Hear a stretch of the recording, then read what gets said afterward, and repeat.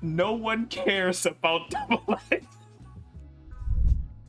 No one cares about double XL freshmen anymore. Here's why, right? That's a crazy transition.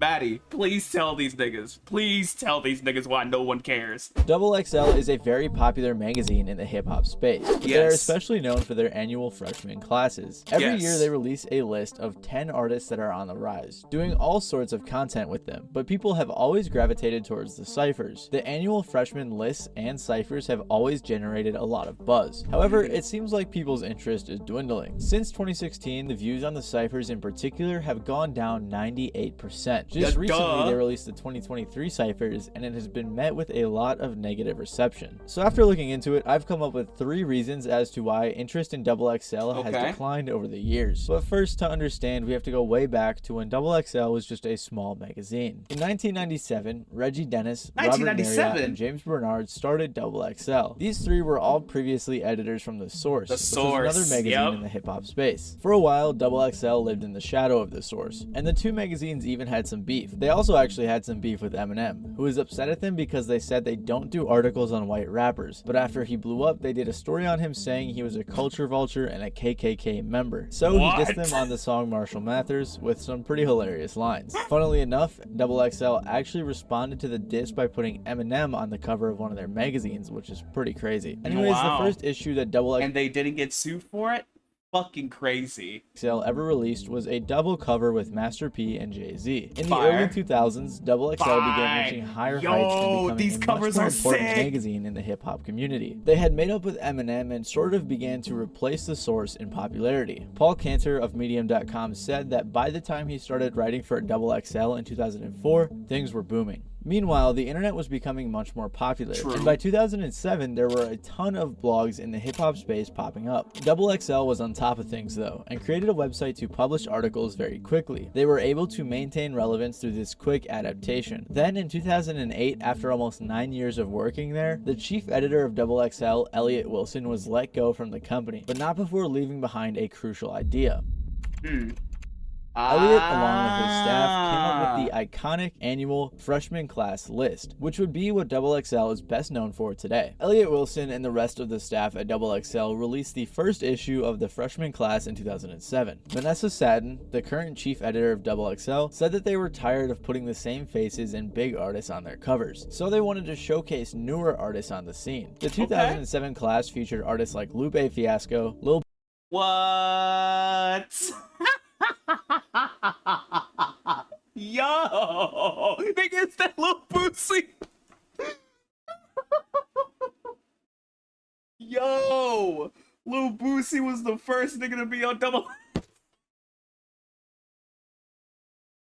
That's fucking insane. Boosie, Plies, and more. The first freshman class was simply a magazine with no extra online content, as they were just kind of getting into the digital world. In 2008, they didn't release a freshman class issue, likely because Elliot Wilson left that year. Then in 2009, Vanessa Satin became the chief editor of Double XL. And she was clearly invested in all of the different mediums of content that Double XL was putting out. And you've got to double up on content. You've got to be able to do content for a daily basis and then for a monthly basis. What you do for a website is a whole different thing than what you do for a magazine. You treat the content differently. So you just have to be familiar with what you're creating and for what audience your audiences are, based on whether it's the magazine or the website, because they can be the same audience or they can be different. So likely under her direction in the 2009 freshman class issue, they put out much more content with the artists. They put out 3 covers with different artists like Wale, B.O.B., Kid Cudi, and more. However, it was also the first year where they released a cappella freestyles with each artist. They also released a freestyle with Asher Roth, Charles Hamilton, and Mickey Fax, who were actually freestyling, going back and forth, having fun, with a beat playing in the background. Like I told him, so go ahead and handle it. Yo, hats off to Ash Roth. Now it's time for me to blast off Astro Notch. Kid Cudi even popped in for a quick bar. And while it wasn't technically the first cypher, it essentially set the foundation for what would happen in the coming years. Following that, in 2010, they had one of their best freshman classes. That's funny how that little snippet that he showed was better than what the fuck we saw earlier. classes ever that would really set a precedent going forward. Vanessa had stated in interviews that they wanted to get artists that were set to blow and show a lot of longevity, without them having a debut studio album out with a record label. She had also mentioned that the freshman class is the XXL staff's opinions about which artists are up next, and that it wasn't entirely objective or voted in by fans. So with that in mind, I think XXL was right on the money when they chose artists like J. Cole, Nipsey Hussle, Wiz Khalifa, Freddie Gibbs, J-Rock, and many more for the 2010 freshman class. As far as content goes, all of that was in 2010. Holy shit, dog. Released the magazine along with the acapella freestyles with each artist. The next year, XXL would make another significant change that would become quite iconic in years to come, and that was the release of the freshman ciphers. The 2011 class featured plenty of great picks like Mac. Oh, look at Mac. But I'm less focused on that. I'm less focused on Mac and more focused on. Wait, Kendrick, literally dead center in the middle. Duh, the fuck? No, but low beat. I'm more focused on low beat. Mac Miller, Lil B, Kendrick Lamar, YG, and Meek Mill. They released a ton of extra content like the roundtable interviews. The XXL freshman cover is that one thing that you always strive for when you start really getting serious, when you like always would get the cover and you'd be like, one day maybe I'm gonna be on there, and it's just wild to actually be on there. Right. You know what I mean? Mac Miller. We're coming up, we look at this magazine, you know what I mean? This the shit, we gotta jump on it. And okay, young Jesus Christ, look at what you fucking would come to be, nigga. What the fuck? This is baby Kendrick. Fuck, this is insane. And to even be in it and then be on it, that's amazing. And of course, the ciphers. Pretty quickly, the XXL freshman list became a staple in hip-hop culture, signifying that an artist was on the come-up and was up next. They were only a couple years in and were pretty accurate with their picks. XXL was also a very popular magazine by this time, so the freshman list had some extra credibility. If you are nominated to be on this cover, that's like a form of acclamation saying that you're on your way up the ladder. They were so popular and important that people would argue every single year over who should have made the list. And the controversy really helped the list become even more popular. Personally, I'm gonna speak my mind. Please. I think a lot of the motherfuckers on the list is corny as Some lists were definitely better than others, but XXL was fairly accurate and was able to pick artists that would have longevity. In 2012, they had picks like Future, Danny Brown, French Montana, MGK, and more. They also introduced the ability for fans to vote for the 10th spot winner, who in 2012 was Iggy Azalea. 2013 was stacked with artists like Schoolboy Q, Joey Badass, Ab-Soul, Logic, Travis Scott, and even Chief Keef. Chief Keef actually couldn't make the shoot since he was in jail, so they had to edit him into the cover. In 2014, XXL featured freshmen such as Chance the Rapper, Lil Bibby, Ty Dolla $ign, Kevin Gates, Lil Durk, Isaiah Rashad, and more. Another fun fact is that XXL had and that's really crazy. That's really... Wait a minute. What? Wait. Lil Durk's been doing this shit for how long? Also, I'm really happy that Isaiah Rashad's there. I'm really fucking happy Isaiah Rashad's there. My nigga, I'm over here thinking that fucking Lil Durk's been doing, like, he's just coming up. Not just coming up, but he's been doing it for a while. Like, more recently. 2014? Are you fucking serious? With the likes of Chance the Rapper and Isaiah Rashad. That's fucking insane. Another fun fact is that XXL had also been releasing mixtapes with these artists from 2010 to 2014, and I'm not sure why they stopped, but I think it'd be really cool if they brought it back. Also in 2014, they stopped releasing physical magazines, instead opting to go fully digital. In 2015, they released the freshman cover with artists like Fetty Wap, Vince Staples, yo! Staples, Rory, and more. However, in 2016, something happened that would change XXL forever. The SoundCloud wave. It's pretty much simple. Maddie, you don't even have to say it. You don't even have to say it, Maddie. It's literally the SoundCloud wave. Plus Lil Dicky. The SoundCloud wave plus Lil Dicky. Right? In 2016, XXL released their freshman and Anderson .Paak. Let's not, you know what I'm saying, class list featuring 21 Savage, Kodak Black, Mhm. Denzel Curry, Mhm. Lil Uzi Vert, Lil Mhm. Dicky, Mhm. Anderson .Paak, G Herbo, Dave East, Designer, and the 10th spot winner, Lil Yachty. At first, Yep. there were a lot of people who were upset because there weren't as many lyricists on the list like there had usually been. The list was full of a bunch of mumble rappers, if you guys remember that ancient phrase. Regardless, they released the ciphers for these artists, and they were again met with many mixed reviews. A lot of people at first clowned and made memes about the artists and their ciphers. Designers proof that you can yabba dabba do your way through anything. With people even writing up articles saying it was the worst cipher of all time before they knew Yo. what was coming. However, Uh-huh. something stuck out about this cipher. Of course, I'm referring to the one with 21, Kodak, Denzel, Yes. Uzi, and Yachty. You Yep. guys know what I'm talking Mhm. about. They seem to be having a ton of fun. They all had really good chemistry, and the verses were all actually pretty solid. Uzi's verse shouting everyone out, everyone smiling in the background, everyone ad-libbing each other during one another's verses, Kodak making fun of the beat and everyone laughing, Yep. and I think everyone had some memorable lines. It was a super fun cipher with amazing chemistry that we don't see in a lot of the other ciphers. The only ciphers I think that come close in this sort of chemistry and fun energy are the ones with Kendrick and Lil B, Lil Durk and Ty Dolla $ign cipher, and the one in 2009, which wasn't even really a cipher. Everything from the cipher to the cover for the 2016 class was perfect, especially the tagline "The New Wave," because after looking back in retrospect, they really were. However, the 2016 freshman class was in some way a double-edged sword. On one hand, it would eventually make people much more interested in the XXL freshman list, hoping that they would see some more fun ciphers and other great content surrounding their favorite artists. But it also brings me with my first reason as to why XXL is declining. Okay. And that is because, on the other hand, it likely set people's expectations way too high for what would happen in future ciphers. The chemistry, variety, and overall fun in the 2016 ciphers weren't very common beforehand, and they weren't super common afterwards, leading people to be disappointed with the upcoming ciphers. They also got very lucky with their picks because pretty much everyone from that class went on to have a very successful career, and they haven't really been able to replicate that on most of the more recent classes. Regardless, the 2016 ciphers have the most views on average than any other class. Following the hype of the 2016 freshman class, XXL came through again with a lot of solid picks for 2017. Although a handful of artists from Look at this iconic cover, bruh. Look at this iconic, bro. Oh my god, this cover is so iconic. To me, this is my favorite one, bruh. This is my favorite one. Holy shit, bruh. And it's only because of that two colored ass nigga in the middle, nigga. Of course, Amine too. Amine, went to go make a K-Tramine, one of my favorite albums of this year. Fucking love that album. But that two colored haired ass nigga in the middle, and that vampire right behind him.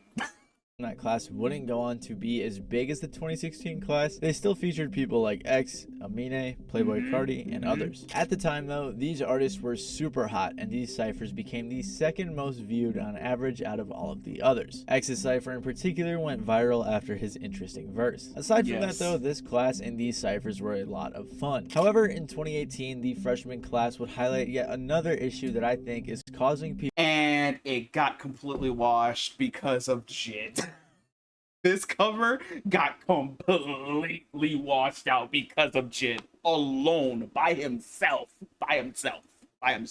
People to lose interest in XXL. One thing that had become much more evident in ciphers with artists like Fetty Wap, Designer, Carti, and now most of the 2018 class is that rap is changing. A lot of artists are less reliant on lyricism and instead focus on production, vocals, and melodies to make a good track. This is very evident in Pump, Block Boy, and Perp's cipher. They were having a lot of fun and had great chemistry, but they weren't good at all. They all did see success in their careers though, because their strengths were in their ability to write catchy hooks and rely heavily on their production. As Medium.com says, if they really want to get things right, and if they really want to be relevant and respectful of modern music, XXL magazine needs to do what responsible leaders do when traditions become archaic and outdated. They need to highlight the talents of the artist past only lyricism. And this is a really good point because a lot of artists nowadays in the rap scene aren't as reliant on lyricism as previous rappers were. Of course, I can't ignore Jid and Ski's cipher as they both had great verses and are much better fit for a cipher, but the rest I can't say the same about. 2019 had a solid freshman class too with artists like Cordae. 2019 was cool. 2019 was cool. Go back to Zine, Gunna, Rico, Nasty. fucking Corday. Yeah. Then you got, I feel like the man himself, fucking Lil Mosey. That whack ass fucking The Stallion, ooh, Rico Nasty, he DaBaby, knows what he and is. others. However, a few artists on this list like Blueface, Lil Mosey, and YK Osiris helped demonstrate the idea that ciphers don't work out for every artist. The 2020 list was also very solid, featuring artists like Polo G, Jack Harlow, Baby Emily Keem. Chapa, Rod Wave, and many more great picks. The ciphers were actually pretty good, and even the more melodic artists performed very well. I don't think anyone really even had a bad verse. The beats were catered to them, and it was a really good class. It was actually the last round of ciphers to average 10 million or more views. Wow. And from there, it would be downhill. Following no. the 2020 freshman class, views on the ciphers and overall interest began to decline. In 2021, the class featured artists like Ian Dior, 42 Doug, Pooh Shiesty, and others. These ciphers averaged 75% less views than the previous four. In 2022, the freshman class featured Babytron, Saucy See, this shit's so ass that the even quality of the fucking magazine cover is fucking destroyed. Santana, Sofego, Nardo Wick, and more. This class again wasn't terrible, but it wasn't as good compared to the previous classes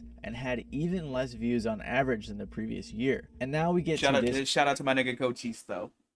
Shout out to my nigga Cochise. That's my nigga. This year's freshman class, which has been facing a ton of criticism. The class had artists like Glorilla, Central C, La Tyler, and more. The announcement video had less views than any other announcement video before. All you gotta do is look at the like ratios and the comments to get an idea of how fans are feeling. And I think I've come up with a reason for this lack of interest. So my third and final reason for the decline. What was number 2? What the fuck? What? Oh, reason number 2 was rap is changing. True, yeah.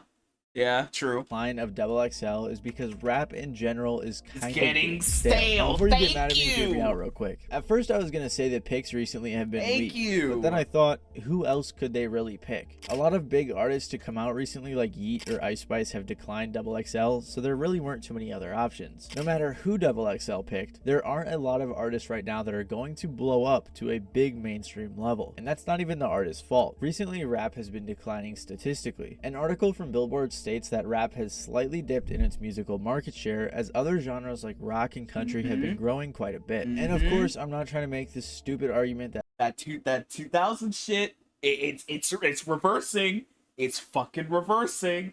But back in the 2000s, when emo rock, fucking grunge, all that shit was goddamn up there. Especially like late 90s, early 2000s. And when that shit was popping, that shit is turning around. It's happening again. It's happening. Dead, like I've seen a lot of other outlets do. I just think there aren't many new artists blowing up to a mainstream level right now. The first rap album to go #1 this year was 6 months in from Lil Uzi. It took 6 months for a rap album to go #1, and it was Uzi.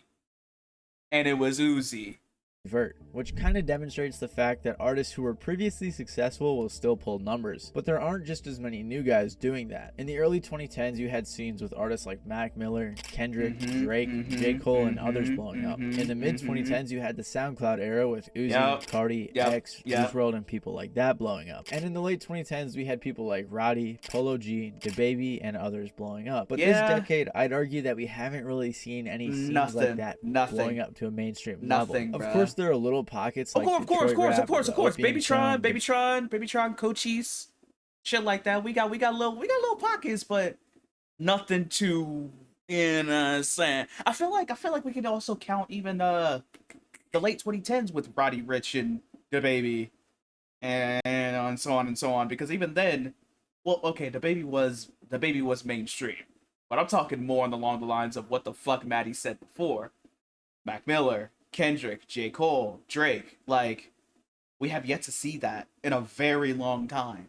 In almost a decade, in my opinion. But I digress. Drill sound, but there really hasn't been one scene that's taken over the mainstream. And that's perfectly okay. I'm not blaming the artists or the community or the fans. I think that things need to get a little bit stagnant so that people want to hear something new. So I'm really just saying all this to dissuade hate from the newer artists on the new covers. I don't think the freestyles were bad. I think a lot of them make pretty good music. I just think the whole genre or scene as a whole isn't as interesting to mainstream listeners as it has been. Of course, I'm sure this will change. I think rap is going to be one of the top dog genres just as it has been for the last few decades, and I think it'll be like that for quite a while. So in my opinion, because of the high standards set in 2016, the outdated style of ciphers in general, and the overall disinterest in the rap scene from mainstream listeners is why the XXL freshman list has been on a decline. But like I said, it isn't all bad, and I'm sure a new sound will come out and captivate mainstream fans and bring a whole lot more interest to these artists, and I'm sure that XXL will be on top of it, just like they have been in previous years. Let me know down below in the comments if you disagree with me or if you agree with my take on this, or if maybe you have another possible reason. I don't really do opinionated videos like this. I mean, a lot of it was, you know, facts and statistics, but some of it was opinions, so let me know what you guys think down below. If you want to see more of my takes on things, let me know that too. Other than that though, thank you guys for watching. I appreciate it. This has been MATTYBALLZ, and I'll see you guys